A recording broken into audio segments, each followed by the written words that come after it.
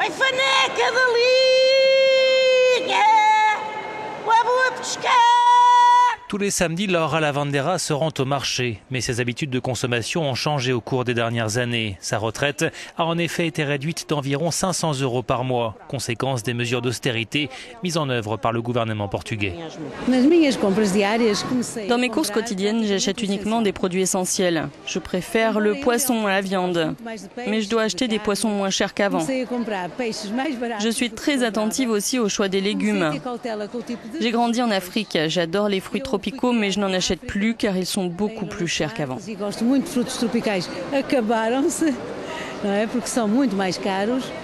Non seulement Laura dispose d'une retraite moins élevée qu'avant, mais elle doit en plus aider sa fille qui est au chômage depuis 4 ans. Et elle a aussi sa petite fille.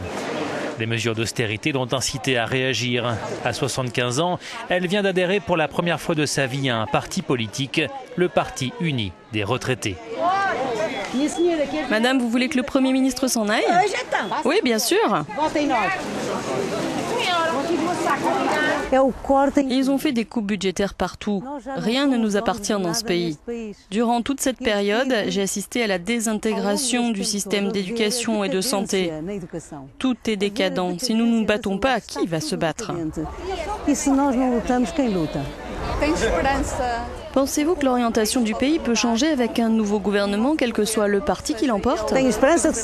J'espère que si certains d'entre nous sont élus, nous pourrons contribuer à cette nouvelle orientation. Si les choses continuent comme ça, je n'ai absolument aucun espoir, car ce sera plus ou moins la même chose.